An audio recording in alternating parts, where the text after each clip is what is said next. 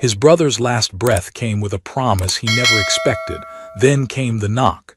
She was taller than any woman he'd seen. Her first words weren't a plea but a vow. "I'm your wife now." The knock came just before dusk, when the sun bled low across the plains and shadows stretched long like sorrow over the dust. Abram Callahan hadn't expected visitors, not after burying his brother just 3 days ago beneath the crooked oak behind the barn. He hadn't spoken more than a few words since. The world had gone still around him, as if grief itself had stolen sound from the wind. The second knock was heavier, not urgent, but solid, like someone knocking not just on wood, but on the door to something they already believed was theirs. Abram stood from the kitchen table, his knees stiff, his chest hollow. The shovel still leaned by the door, dried with the earth that had covered Isaac's grave. He hesitated, then unlatched the door and pulled it open. She filled the frame. A woman, no, a figure of towering strength stood in the fading light, shoulders broad as any ranch hand's, thick arms wrapped in faded denim, her shadow pooling over the porch like spilled ink. Her eyes were pale blue, sharp and calm, set beneath a strong brow and dark, wind-blown hair braided down her back. A bag was slung across one shoulder. Her boots were muddy from miles. "I'm your wife now," she said. Abram blinked. For a moment he thought grief had finally broken something loose in his mind. He'd barely managed a life on his own, barely managed to keep Isaac alive toward the end, and now here stood this mountain of a woman speaking in vows. "Name S. Marigold," she added after a breath, voice low and sure. "Your brother sent for me." He didn't move. The silence stretched long between them. "I got the letter," she said. "He said he was dying, said he wanted to make sure you weren't alone after." Abram's fingers curled slightly around the doorframe. The wind stirred behind her, brushing the dust off the porch, and for a moment all he could think of was Isaac's face in those last hours. How he'd gripped Abram's wrist with what little strength he had left and whispered, "You won't make it alone. She's common. Let her in." He hadn't understood what that meant. Isaac had been slipping in and out of sense toward the end. Abram had figured he meant some widow from town to stop by, bring a pie, say a prayer. Not this. "I came as fast as I could," she added, eyes narrowing slightly, as if preparing herself to be turned away. "You want proof." "No," Abram said hoarsely, stepping back. "Come in." She ducked beneath the frame and stepped inside, her head brushing the top beam, the scent of dust, leather, and pine following her like a second shadow. She moved with the kind of grace that didn't match her size, steady, deliberate, like someone who knew exactly how to carry weight and not just her own. The cabin felt smaller suddenly, cramped. Abram watched her set her bag by the hearth without a word, then glance around the room. "Didn't think you'd actually want me," she said quietly. "I didn't know you were real," he replied. They stared at each other. Something fragile passed between them, unsaid but understood. Neither of them had asked for this. But here they were. Marigold rolled up her sleeves and walked to the stove like she'd done it 1,000 times. She opened it, checked the firebox, then grabbed a log from the stack beside it. The way she moved, it was clear she wasn't used to sitting still. "You hungry?" she asked. He was, but he nodded. She boiled water, opened a tin, got soup started with hands that moved confidently, efficiently, like this wasn't the first home she'd walked into, but maybe the first she'd been asked to stay in. "I don't know how to do this," Abram muttered after a while. "Neither do I," she replied without looking back. They ate in silence. The wind outside picked up, but inside the cabin it was warm, solid. Abram watched her hands. Big, scarred, work-worn. Not the delicate fingers most men dreamed of wrapping around their own, but they looked steady, capable. "I buried him Tuesday," he said. Marigold stopped chewing, bowed her head slightly. "I'm sorry. He never told me he sent for you. He said you'd fight it if he did." Abram gave a bitter laugh. He was right. She looked up then, her eyes quiet but unwavering. Then don't fight. Just let me stay until the frost lifts. What happens then? She shrugged. If you want me gone, I'll go. If not, I'll be your wife for real. He didn't answer. He just nodded slowly, not because he agreed, but because he couldn't think of a single reason not to. Not after what the last winter had done to him. Not with the quiet way Marigold held herself, as if she knew how to fight off cold and loneliness and loss, and maybe wouldn't mind fighting them off with him. That night she slept on the floor by the hearth, rolled in her own bedroll, Boots beside her. Abram lay awake on his cot, staring at the beams above, listening to the sound of her breathing. She didn't snore. He'd expected her to. In the morning the frost was thick on the window panes, but Marigold was already up, already splitting wood out back. Abram watched from the kitchen window as her axe fell clean and heavy, splitting logs like they were kindling. There was no performance to it, no need to prove anything. She simply did what needed doing. He stepped outside and she nodded to him without pausing. You got a winter root cellar. Half dug, he admitted. She stopped then, leaned on the axe handle. I'll finish it. You don't have to. You got any plans to survive winter without one? He shook his head. Then I do. And that was that. They worked together all day. She took the heavier loads without comment. He handled the smaller tools. She didn't talk much, and neither did he, but by sundown the cellar was done, the woodpile stacked twice its height, and the barn swept clean. Abram couldn't remember the last time the place had looked so ready. Over dinner he asked, Where are you from? Montana, she replied. Lived near Fort Benton. Parents died when I was 17, been working ranches since. You ever been married? She shook her head. Your brother was the first to ask. Why'd you say yes? Her spoon paused halfway to her mouth. Because he said you were kind, and I didn't want to die alone. Abram stared at her. He said I was kind. She gave a small, dry smile. He lied about a lot of things, didn't he? That made him chuckle despite himself. Later, they sat by the fire. Marigold pulled out a small notebook from her bag and flipped through pages filled with neat handwriting. She caught him looking. Letters, she said, from Isaac. Can I see? She hesitated, then handed it over. Abram read quietly. Isaac's handwriting was uneven near the end, but the words were steady, thoughtful. He spoke of Abram, of how he'd failed him, of how this woman, this stranger, might be the only way to make it right. And at the bottom of one page, scrawled in ink that had bled from shaking hands, were the words, Tell him not to push her away. She's stronger than both of us. Abram closed the book slowly. Marigold didn't look at him. She just stared into the fire like it held something she couldn't reach. Outside, the wind howled against the shutters, and Abram realized for the first time in a long time. He wasn't dreading tomorrow.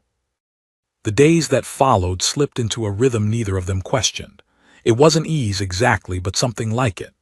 The way-worn boots fit better after enough miles.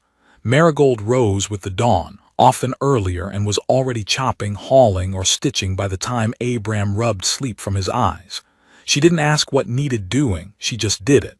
When a hinge groaned, she oiled it. When a fence leaned, she set it straight. When Abram muttered about a soft spot in the roof, she was on the ladder with a hammer before he finished the sentence. He tried to help where he could, but he saw how she watched him. Not in a mocking way, never that, but like she was measuring what he could carry without breaking. By the fourth morning, Abram didn't flinch when she sat at his table uninvited. He poured her coffee like it was normal, like it had always been that way. She nodded thanks, and he noticed how her hands, thick-fingered and weathered, always wrapped fully around the cup, never dainty, never cautious. There was no pretending in her, no shrinking herself to suit a man. She didn't belong in any world that asked her to. That morning, the wind had dropped, and the sky broke open to a pale, brittle blue. Marigold stood out front with a shovel, scraping the last of the frost melt from the path, when Abram came around the corner of the barn with a question caught between his teeth. "Why'd you come all this way?" he asked finally, voice rough. She didn't turn to look at him, just said, "Because I don't walk away when someone calls." "You didn't know me." "I didn't need to." She set the shovel against the post, wiping sweat from her brow with her sleeve. "Your brother said something about you that mattered, that you stayed when he didn't deserve it. That's rare." Abram kicked at a clump of ice. "He left a lot of things undone." Marigold gave a faint, knowing smile. "So did mine." She didn't elaborate, neither did he, but the silence that followed wasn't awkward, it was something else. A shared weight neither of them needed to explain. Around midday, they rode into town together. Abram needed nails, flour, and a new axe head. Marigold rode behind him on a borrowed mule, silent, hands steady on the reins, eyes scanning every face that turned toward them. And they all turned.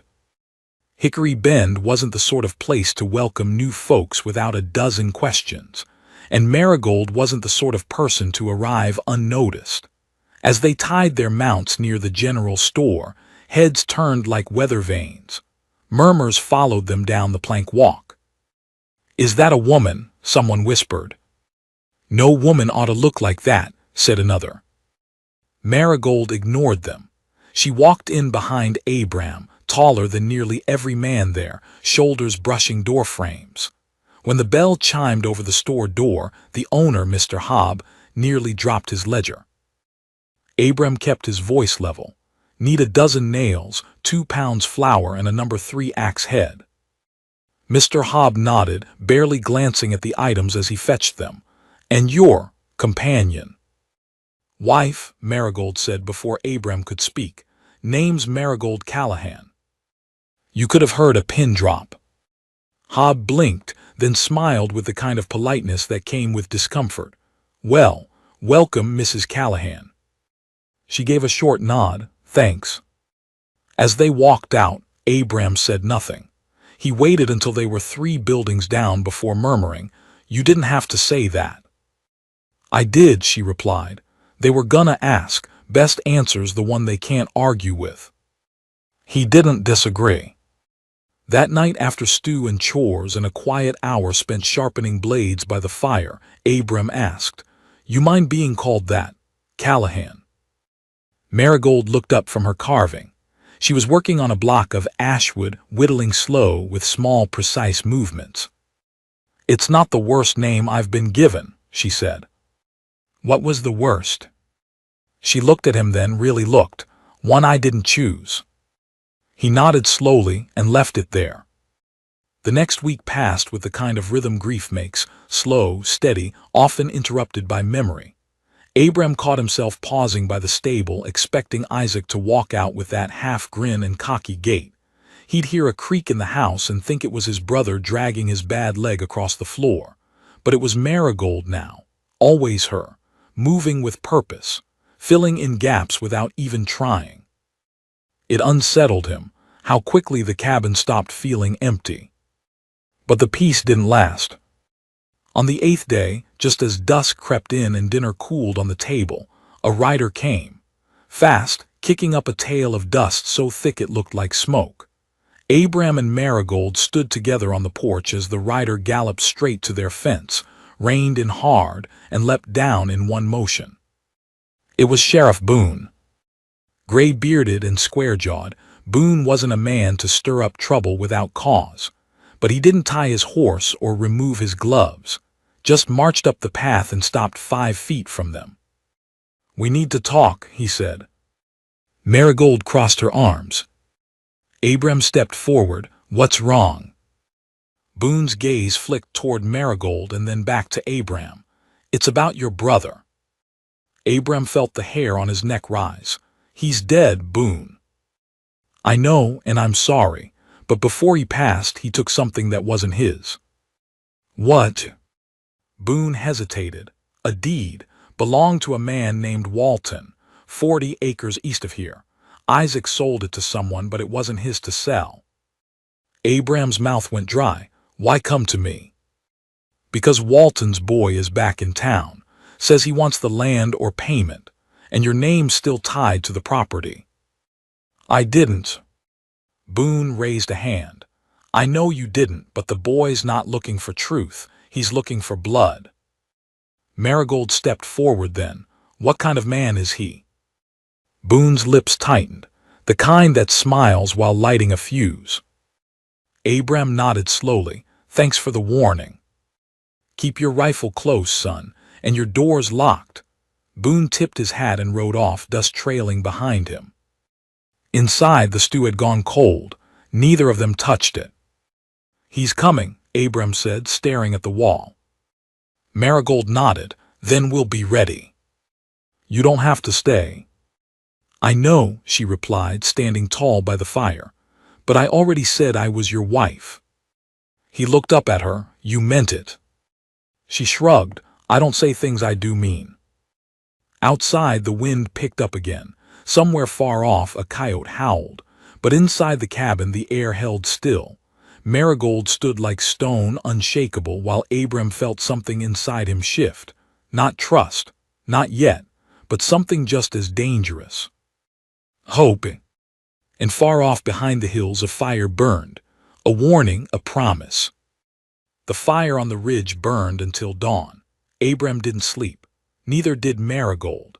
They took turns watching the hills through the front window, rifles within reach, the quiet between them no longer awkward but thick with the weight of what was coming. Abraham had seen the Walton boy once, years back. Reuben Walton, mean-eyed and lean, with a mouth too fast and fists too fast to follow. Isaac had never gotten along with him. Now he understood why. Marigold didn't speak much that night. She simply moved with calm intention, oiling hinges, checking locks, preparing the rifle with measured care. At one point she disappeared out back. When she returned, her hands were dusted with clay and ash. Pitched the fire low, she said. Made it look like we're sleeping, but we'll watch from the barn. They come, they won't expect us ready. Abraham nodded, the realization settling in deeper. She wasn't just strong. She was clever, practical, the kind of person you wanted next to you when things fell apart. They crouched in the loft of the barn for hours, breath visible in the cold, horses restless below. The view from the slats gave them just enough of the cabin's front and the trail beyond. Abraham found himself glancing at her more than once, not to say anything, but because she seemed so still, so focused. Not like someone waiting for danger, but someone who had already met it before and knew how it moved. When dawn came without incident, Marigold shifted slightly, cracking her back. Nothing, he whispered. She shook her head. Not yet. They came down from the loft and walked the perimeter. No hoofprints, no broken branches, nothing disturbed. But that didn't mean they were safe. It meant the Walton boy was waiting for something, a better angle, a weaker moment. Marigold leaned on the fence, gazing toward the eastern ridge. He'll wait until he thinks we're soft again. Then we won't be. She looked at him, her expression unreadable. You ever kill a man, Abraham? He hesitated. No. She nodded as if she already knew. Let's hope we don't start this week. They kept busy that day. There was still work to do, and neither of them liked the taste of idleness. Abraham repaired the feed trough. Marigold salted meat for the coming winter. When he looked over, she was wrist-deep in salt, eyes steady, lips pressed in a thin line. You always this calm? He asked. She glanced up. You ever seen a fire jump fences? Yeah. That's what panic does, makes things worse. That night Abraham didn't light a lamp. They ate by the firelight, quiet and alert. Marigold set a kettle on for tea, her own blend from a pouch she'd kept in her bag. Mint, a little sage, dried apple skin, she explained. Good for sleep. He drank it without comment. It was bitter but comforting in a way he couldn't explain, like medicine that knew what it was doing. They didn't sleep in the loft that night, too tired, too worn, but they kept the rifle between them just in case. Abram stared at the ceiling for a long time, his thoughts loud in the stillness. "You believe in God?" he asked softly. Marigold didn't move. "Yes." "Even after all this?" She turned her head slightly. "Especially after all this." He didn't reply, just let her words settle into the silence. By morning, the first threat arrived. It was Walton.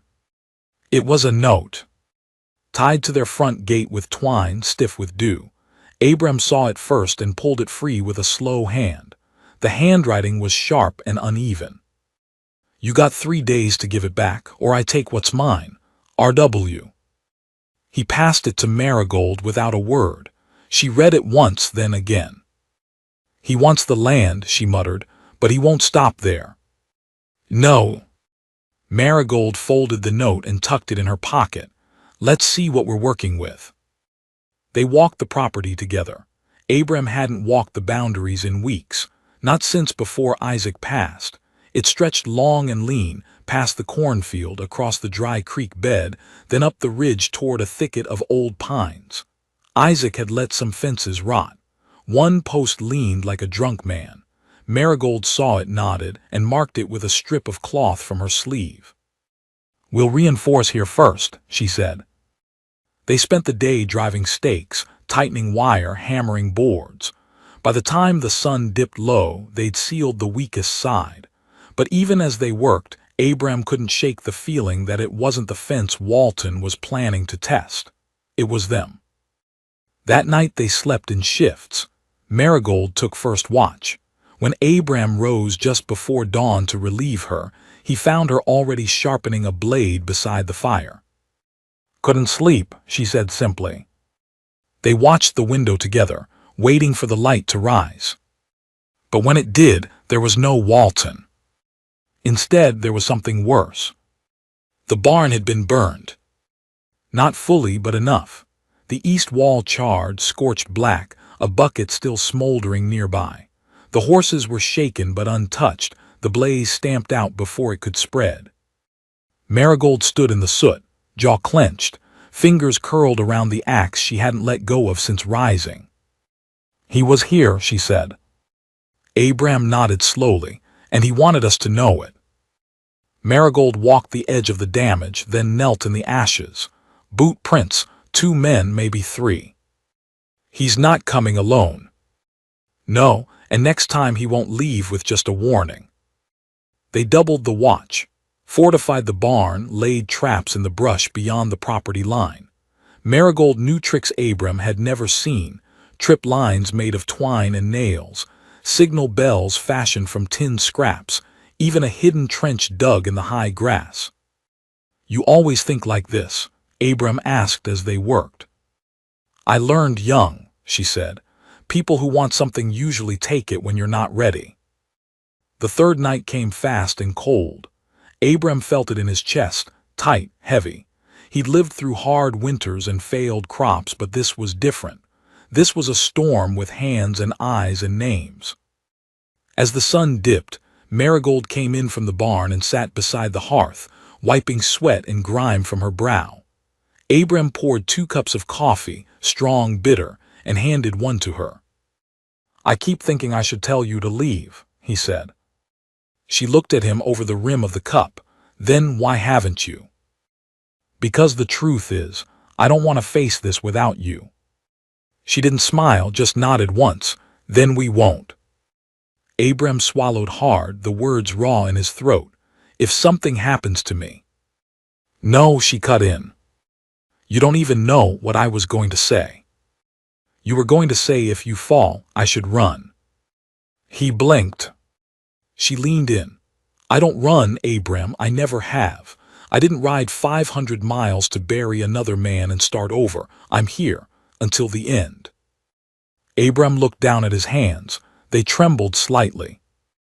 "I didn't ask for any of this," he whispered. "Neither did I," she replied gently. "But maybe we were meant to find what we didn't ask for." They sat in silence again. The fire popped and hissed. Outside, the wind picked up. The last day before the deadline was about to begin. When the knock came, it wasn't on the door, it was on the gate. 3 sharp raps of metal on wood. Abram and Marigold stood at the same time, rifles ready. Through the window they saw him. Reuben Walton. Tall, lean, dressed in a black coat and a gray hat pulled low. A scar down one cheek like a lightning bolt carved by fate. Behind him, 2 men stood with rifles and hollow eyes. He didn't speak, just waited. Marigold stepped to the door, looked at Abram. "You ready?" she asked. He nodded. They stepped out together. The morning sun hadn't yet cleared the ridge, and frost still clung to the blades of grass when Abram and Marigold stepped out to face the man who'd set fire to their barn and sent threats laced in ink and smoke. Reuben Walton stood like he'd been carved from iron, hands resting casually on the ivory grip of a revolver that wasn't quite holstered. His men flanked him, their eyes dead and cold, rifles hanging loose but ready. Abram didn't speak. He moved slow and steady down the porch steps, his boots creaking against the frost-hardened wood. Marigold walked beside him, tall and unshaken, her presence more defiant than loud words ever could be.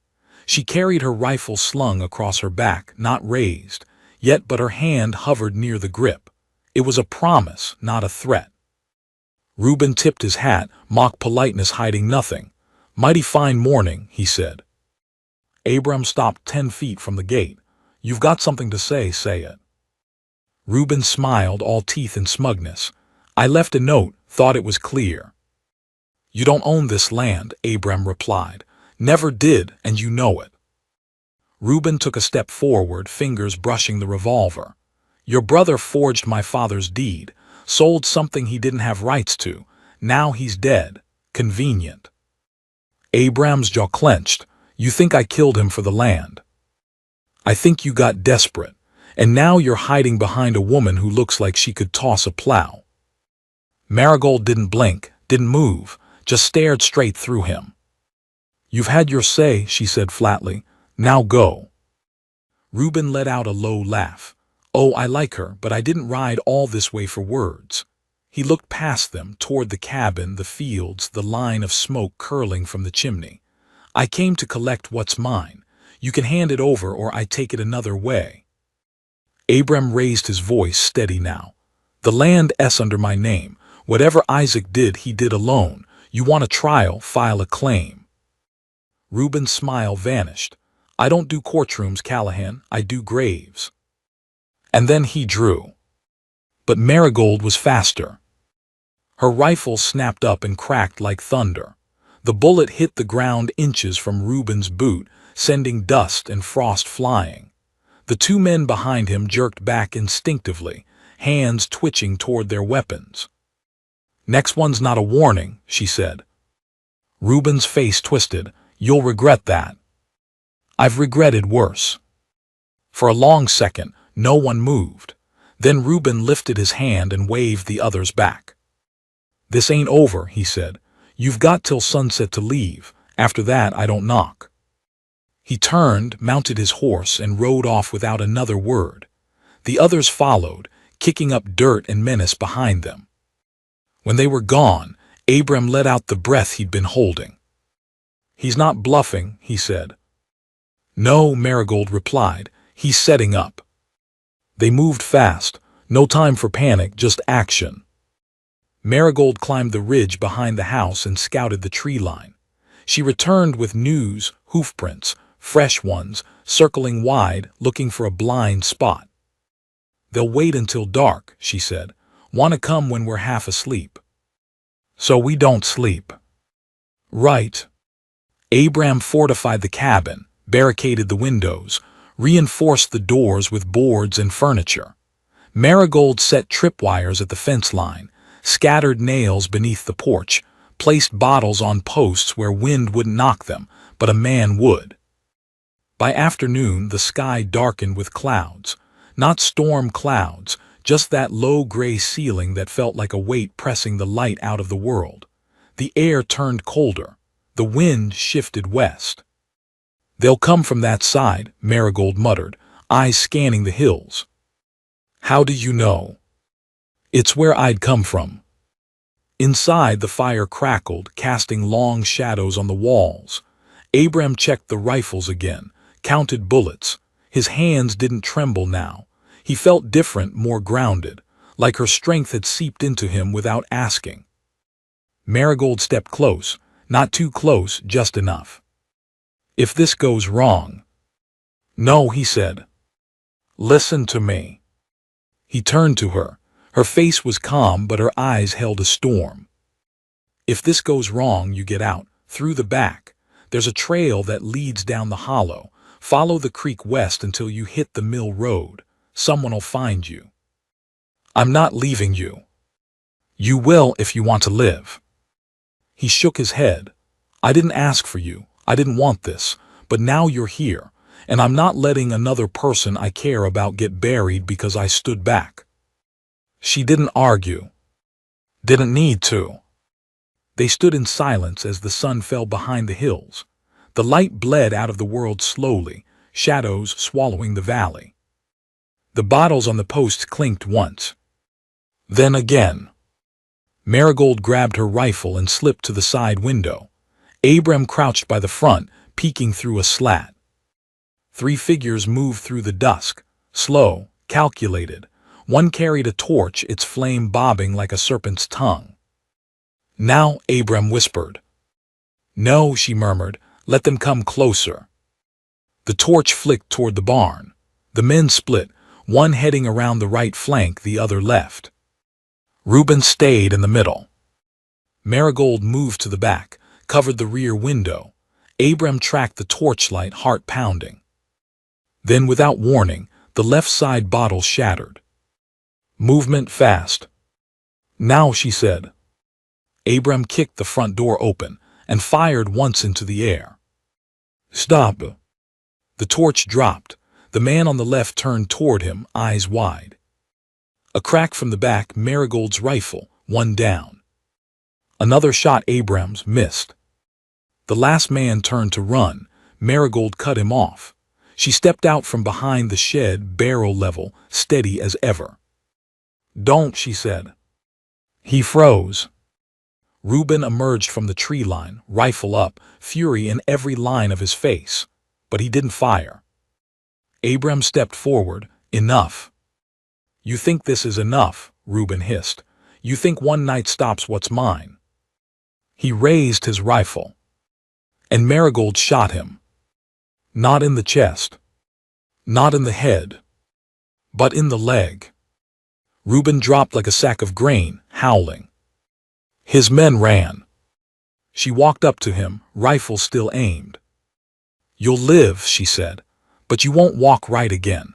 You want to come back, you'll do it with a limp and a memory. Reuben spat blood. You ain't law. No, she said, I'm mercy. Sheriff Boone arrived 2 hours later. Someone in town had heard the shots and fetched him.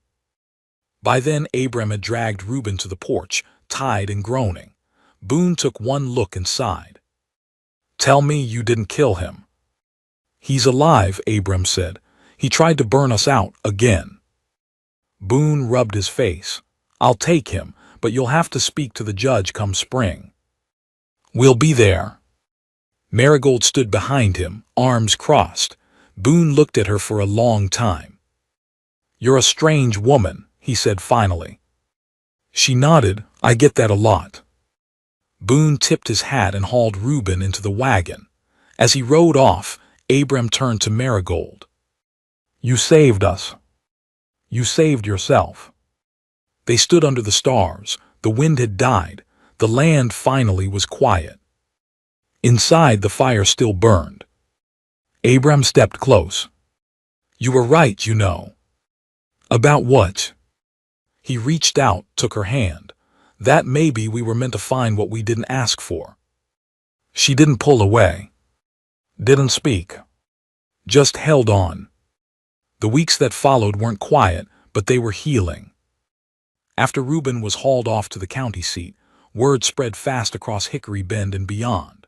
Some folks nodded quietly when they passed Abram in town, murmuring words like brave or fool beneath their breath. Others looked twice at Marigold. their eyes lingering not with pity but with a kind of wary respect. She had faced down 3 armed men and didn't flinch. She had bled nothing and broken no laws, yet she delivered justice before the sheriff even saddled his horse. People remembered things like that. But Marigold didn't talk about it. Not once. She moved through each day as though none of it had happened, chopping wood, preparing the root cellar, teaching Abram how to set traps in the high grass or how to tell when a snowline was going to break early. She didn't boast, didn't sulk, didn't speak of Reuben at all. Abram noticed. He noticed everything now. He noticed the way she stood still in the early mornings, just watching the horizon, like she was listening for something only she could hear. He noticed how her hand hovered over her hip, even inside the cabin when something clattered too loudly. He noticed how she never let herself sit with her back to a window. One night as they sat by the fire, silence stretching easy between them, Abram finally asked, "You been running long?" She didn't look away from the flames. Not running, watching. Watching for what? She was quiet for a long time. Then she said, "For whoever's next." He waited, but she didn't add more. Instead, she stirred the embers with the iron poker and said, "Some people carry bad luck like a coat. Keeps following no matter how many times you burn it." Abram leaned forward, elbows on his knees. "You think that's what you are, bad luck?" She turned to him slowly, face calm but firm. "You don't get 3 winters of ranching work while living in a wagon unless you've been turned away more than you've been taken in." He looked down at his hands, the calluses, the lines carved from years of effort. "You're not bad luck, Marigold."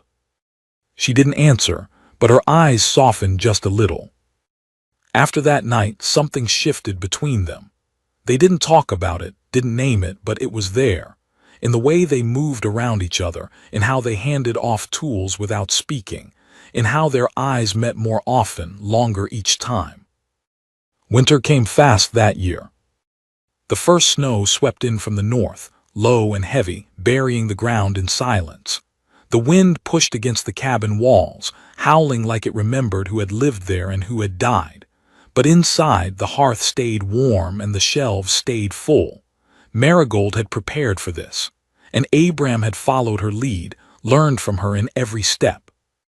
They were surviving, but more than that, they were enduring. One morning, as the snow fell thick and slow, Abram woke early to find Marigold already dressed, coat buttoned, boots laced. She stood at the door, rifle in hand, staring out into the pale gray. "Something wrong?" he asked, still pulling his shirt over his head. "I saw something last night," she said. "A shape near the tree line, too big for a deer, too low for a man walking." Abram joined her at the window. All he saw were pines weighted with snow and the soft trail of animal prints. "We'll check it," she said, already stepping into the drift. He followed, teeth clenched against the cold. The prints weren't animal after all, boot treads, wide and shallow, disappearing into the trees. They followed the trail for half a mile before finding the remnants of a camp. A cold fire pit. Some branches snapped clean, not from weather but from weight. "Someone was watching," she muttered. "Think it's Reuben's men." She shook her head. "He's in lockup, but that doesn't mean he didn't send word." They destroyed the camp, covered the prints, returned home faster than they'd left. That night, Marigold added another lock to the door. Another week passed without sign, then another. The wind turned cruel. The snow grew deeper. They rationed wood and canned beans and whatever meat Marigold had cured back in September. At night, they sat close to the fire, not touching, but near enough to feel the shared warmth. And then one morning, a letter arrived. A rider from town delivered it, his coat soaked, his beard crusted with ice. "Sheriff Boone sent me," he said it was urgent. Marigold took the letter, her fingers steady even as she broke the seal. She read once, twice, then handed it to Abram. Reuben Walton escaped custody, 2 guards dead, believed to be heading back to Hickory Bend, Be on guard, I'm riding out tomorrow. Boone.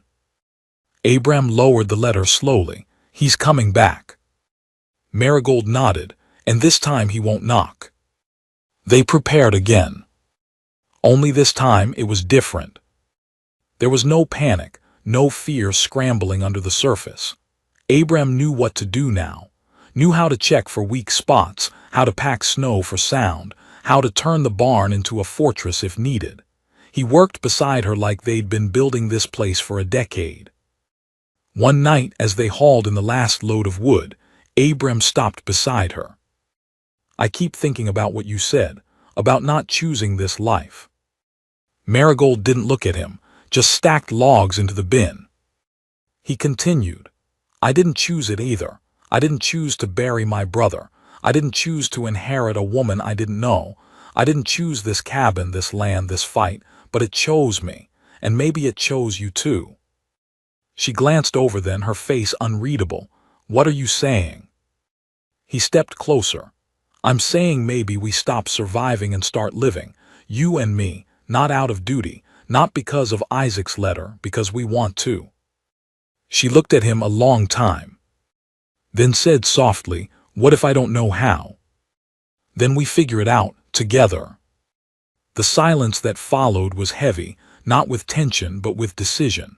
She stepped back inside without a word, but that night she didn't unroll her bedroll by the hearth. She slept in the cot beside his. Clothes not touching, but closer than ever before. The next day, they built a second door. Stronger, braced, as if they both knew that whatever came next would test everything they'd built. And then 2 nights later, the wind shifted. Abram was sitting by the fire, reading the last of Isaac's letters when he heard it, a creak outside. Not wind, not animal. Wood under boots. He stood slowly. Marigold was already moving, rifle in hand, breath measured. They didn't speak. Didn't need to. They moved together, side by side, toward the front door. Abram peeked through the slat. A man stood just beyond the porch. Alone. Coat flapping in the wind. Face in shadow. Reuben, Abram whispered. Marigold stepped in front of him. He came alone, she said. Or wants us to think so. They waited. And then he spoke. I came to talk. Marigold's voice was calm but loud. Then talk from there. I was wrong, Reuben said. I burned your barn, I sent men. I threatened your lives, but I'm done fighting. I want to make peace. Abram narrowed his eyes. You killed 2 deputies. I didn't, Reuben said. They were dead when I got out. I didn't ask for blood. I just wanted what was mine. Marigold didn't flinch. It never was yours. Then let me prove it. Silence again. Then Reuben tossed something onto the porch. A rolled document bound with twine. The real deed, he said. My father signed it over to Isaac years ago. I didn't believe it. I thought it was forged. I was wrong. Why now? Abram asked. Reuben's voice cracked. Because I don't want to die in the snow. Because I got nothing left but shame. Because I've been running since I was a boy and I'm tired. Marigold opened the door slowly, rifle still raised. She stepped out, picked up the document, unrolled it. Signed. Sealed. Real. She looked back at Abram. Then at Reuben. Leave your weapons, come in. He hesitated, but obeyed. He left his gun on the post and stepped inside. The door shut behind Reuben Walton with a groan that echoed longer than it should have. The wind caught it, howling like a warning just a moment too late. Abram stood at the edge of the firelight, arms crossed over his chest, his eyes never leaving the man who had nearly burned his life down. Marigold moved slow and careful, circling the room once as if checking that every shadow was still where it ought to be. Reuben stood in the center, coat damp from frost, cheeks hollow with exhaustion, but his eyes still burned with something fierce, even if it wasn't the same fire that had brought him here the first time. "Put the deed on the table," Marigold said. Reuben obeyed, unrolling the parchment like it weighed more than it should. Abram stepped forward, his boots heavy on the floorboards. The paper was official, yellowed, brittle around the edges, but genuine. Abram scanned the names, the notary stamped the signature. Isaac Callahan. Dated 4 years prior. "It's real," he said quietly. Reuben nodded. "Told you." "That doesn't erase what you did." Reuben didn't flinch. "I know." He moved to the far wall and leaned against it, as far from the hearth as he could manage. He didn't sit, didn't ask to, just stood there, arms crossed, jaw tight. Marigold moved behind Abram, the rifle still within arm's reach but pointed downward. She didn't trust him, not entirely, and made no effort to hide it. Abram didn't either, but the snowstorm pressing against the windows reminded him that sometimes the enemy you know is still a man, hungry, tired, worn thin by bad choices and worse years. "I ain't come here to fight," Reuben said again. "Why now?" Abram asked. "Why not last time?" Reuben looked down at his boots. "'Cause I wasn't done being angry. And now?" Reuben swallowed hard. "Now I'm scared." The fire cracked. The wind hissed through the gaps in the logs. "Scared of what?" Marigold asked. Reuben lifted his eyes. "Of dyin' alone, of meetin' God with no good left in me, of spendin' my last breath thinkin' I spent every other one wrong." No one spoke, not for a long time. Finally Abram said, "You need a place to sleep." Reuben nodded once. "You'll take the barn. You move wrong, you move loud, you don't wake up warm, understand?" "I do." Marigold led him out with no further word. Abram watched through the window as they crossed the yard. She pointed toward the hay pile, then stood there, arms crossed, until Reuben unrolled his own blanket and settled into the corner furthest from the animals. She returned 10 minutes later, brushing snow from her shoulders. "You believe him?" Abram asked. "I don't have to," she said. "Snow's too deep to bury a body clean, not tonight." They didn't speak of it again that evening. Instead, Abram read one of Isaac's old journals. Marigold whittled another animal, a fox this time. Her hands moved slower than usual, less precise.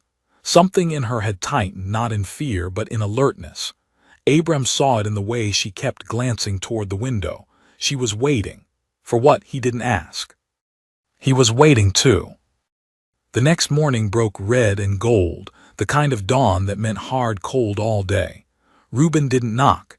He was already splitting wood when Abram stepped onto the porch. Shirt sleeves rolled, cheeks flushed from effort, hands chapped raw. "I owe you," he said. "I didn't say you could work. You didn't say I couldn't."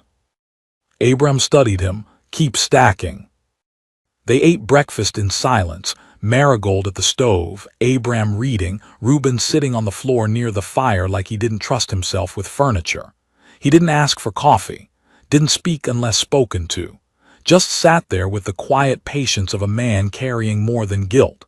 Maybe grief too, maybe something worse. After the plates were cleared, Reuben said, "Your brother wrote me once." Abram looked up. "What?" 2 years ago, said he messed up, said he owed me something, promised he'd fix it, never heard back after.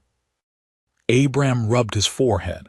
That was when he got sick. He wrote a lot of letters after the fever took his legs. "He ever talk about me?" Abram thought for a moment. "Not much, not kindly." Reuben smiled, a bitter twist. Didn't deserve kindness. Marigold set a kettle on. "He said one thing before he passed, told Abram not to push me away, said I was stronger than both of them." Reuben blinked. "He said that?" She nodded. For the first time, Reuben looked small, not just tired, reduced, like hearing his enemy speak a word of praise broke something he'd held together too long. The days stretched. Reuben stayed in the barn, helped split wood, never asked for a place at the table, never stepped inside unless invited. But he listened, watched. Every so often, Abram caught him staring at Marigold with a look that wasn't desire, but maybe something close to awe. She didn't flinch under it. She barely noticed. Winter thickened. The snow came hard one morning, rising fast and biting sharp. By midday, they were locked inside again, the barn buried to its windows. Reuben didn't complain, just shoveled paths when the wind allowed. It was during one of those windstorms that it happened. The fire snapped too loud, and the chimney moaned, and something about it cracked Reuben open. He was seated at the table, uninvited but tolerated now, hands wrapped around a tin cup of weak broth. Marigold sat across from him, sharpening her blade. "I ever tell you what happened to my brother?" he asked. Abram looked up. "No," he said. Reuben exhaled slow. "He was younger, sickly. My ma died birthing him, and my pa never looked at him right after, called him cursed. One winter, real bad one, pa locked him in the feed room because he thought he was bad luck." He paused. "Didn't come out." Marigold stopped her blade. "I found him 2 days too late," Reuben said. "Frozen stiff, clutching, a wooden horse. I carved him when he turned 5. No one spoke. I swore I'd never let someone I cared about freeze again, but I did, over and over, pushed every good thing away, because Bane alone hurts less than Lawson, M. Marigold said quietly, "Being alone just hurts slower, that's all." Reuben nodded. "I know that now."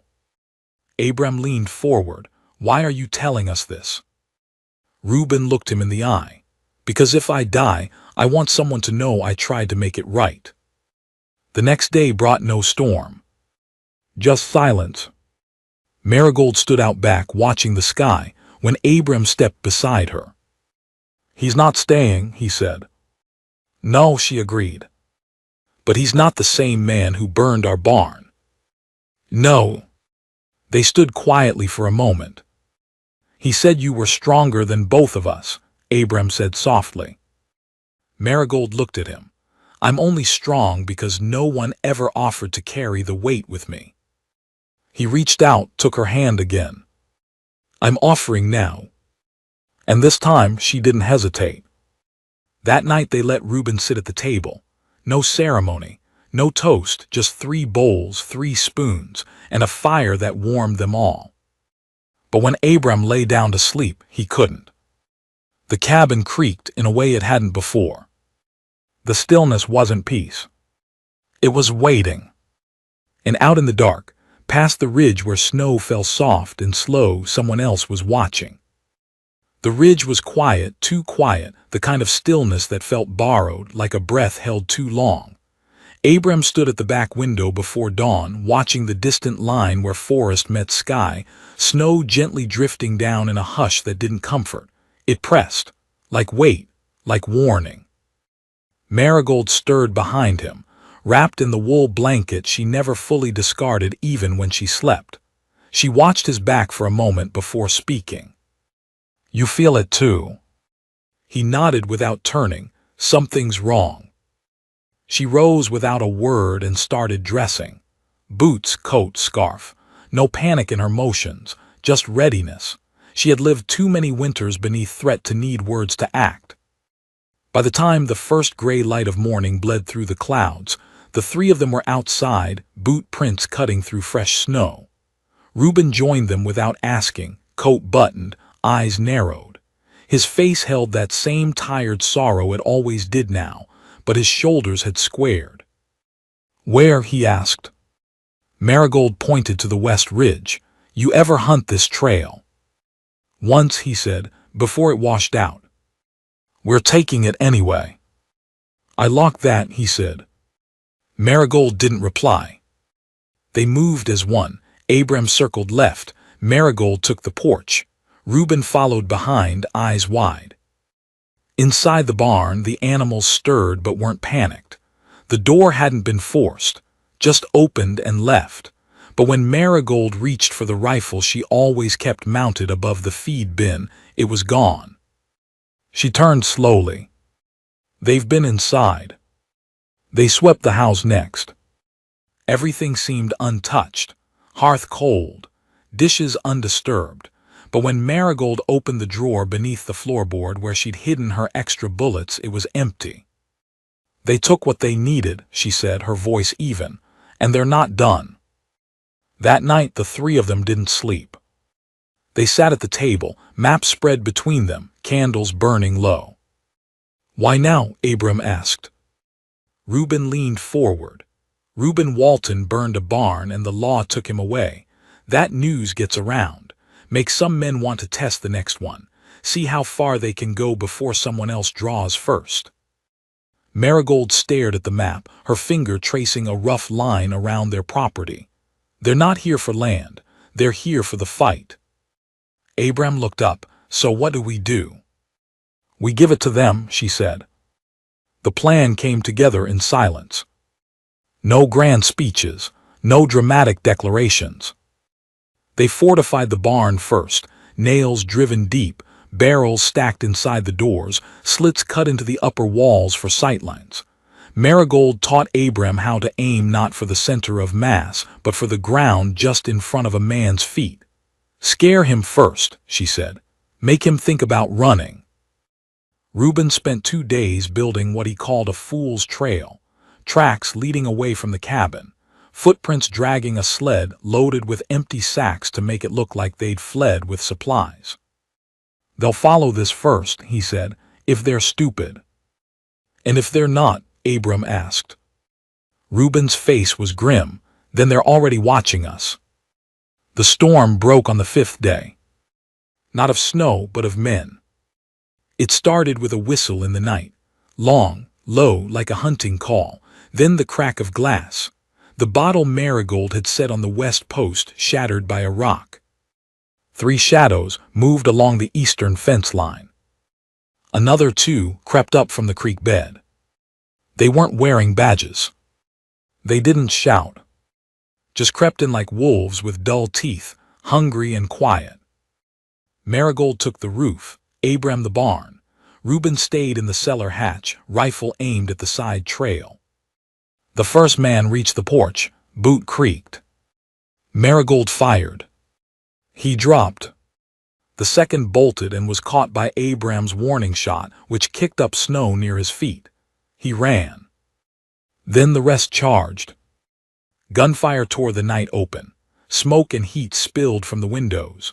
Bullets pinged off tin and splintered logs, but the 3 inside held firm. Abram hit one man in the shoulder. Reuben winged another across the calf. Marigold dropped her rifle to reload and hurled a lantern at the east approach. Flames lit the snow like sunrise, driving the attackers back. One man made it to the barn. He slipped through a side crack and got within 10 feet of Reuben's position. The 2 locked eyes, and for a heartbeat, neither moved. Then Reuben stood. No rifle, just his fists. The man charged. Abram heard the struggle before he saw it. Wood cracking, flesh hitting flesh, a grunt of pain. By the time Abram reached the hatch, Reuben was on the floor, bleeding from the mouth, but the other man was unconscious beside him. Marigold swept through the final clearing with practiced aim. The last 2 men turned and fled into the dark, rifles clattering behind them. When silence returned, it wasn't peace. It was exhaustion. Abram slumped against the barn wall, breathing hard, ears ringing. Marigold moved through the snow like a spirit checking bodies, tying the ones who still breathed, burying the ones who didn't. Reuben sat on the porch, cradling his side, blood dripping into the snow. "You good?" Abram asked. He nodded once. "I earned it." They didn't sleep, not that night, not really. They just sat in the kitchen, bruised and alive, the fire burning low. Marigold wrapped Reuben's ribs with a torn sheet, silent as always. When she finished, Reuben said, "You think they'll come again?" She paused, then said, "No, not after this." And when she looked up at Abram, there was something different in her eyes. Not fear. Not even relief, but something close to peace. You're not just surviving anymore, she said. You're standing. He met her gaze. So are you. She gave a small smile. I always was.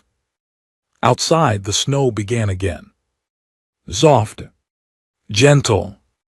Like something finally exhaled.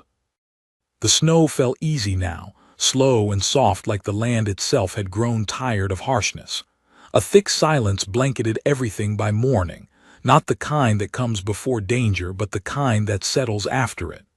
Abram stood on the porch, coffee steaming in his cup, his breath fogging gently in the cold. Behind him, the house was still. Marigold slept upstairs for once, not curled on the floor with her back against the hearth, but in Isaac's old bed, the one she'd scrubbed clean, patched the quilt on, and made her own in slow, quiet ways. Reuben remained in the cellar, not because he was unwelcome but because he had insisted. Best I keep some space, he had said, half wincing, half smiling as Marigold wrapped his ribs the night before. I'm not trying to plant myself where I don't belong. And yet, he didn't leave. Abram sipped the coffee and stared out at the stretch of white beyond the fence line. Tracks from the night raid had already vanished, swallowed by the fresh fall.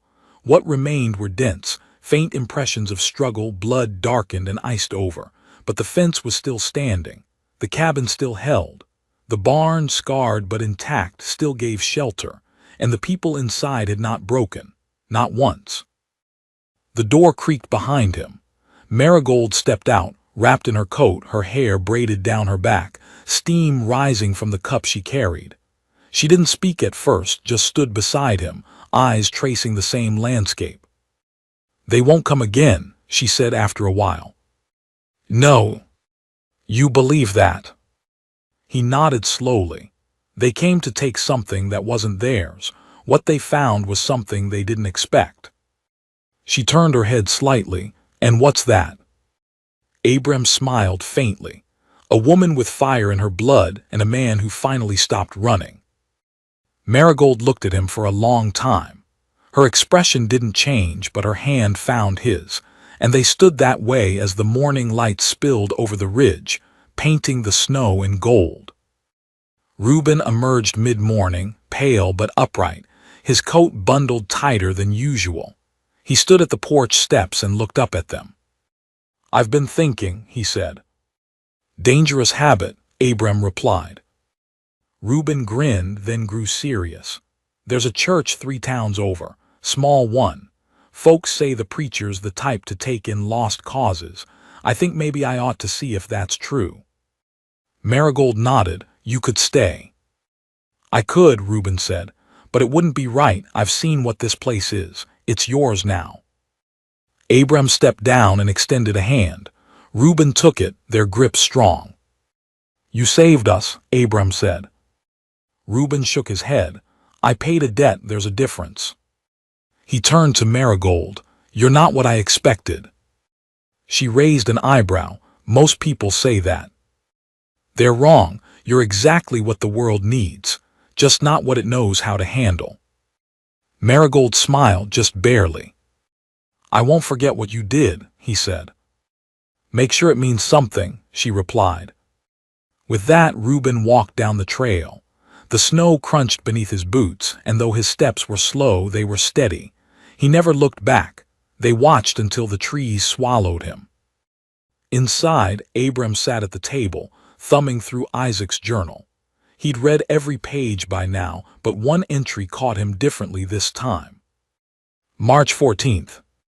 I don't know if she'll come. I hope she does. I hope Abram opens the door. He won't see it now, but he's the only person strong enough to carry a heart like hers. Maybe he'll remember I said that, maybe not. But I want him to know I never regretted choosing family, even when I didn't deserve one. Marigold stood in the doorway, her arms crossed. He knew, she said. Abram looked up. Isaac, he saw something neither of us could. He knew we'd fit. Abram closed the journal. I didn't think it would work, he admitted. Didn't think I had room for anyone after losing him. Thought I was too worn, too bitter. Then you showed up with that coat and that rifle and said, "I'm your wife now," like it was a truth and not a decision. Marigold walked toward him slowly, each step deliberate. She stood behind his chair and rested a hand on his shoulder. "I didn't say it to be clever," she murmured. "I said it because I meant it." He looked up, and for the first time he saw it, truly saw it.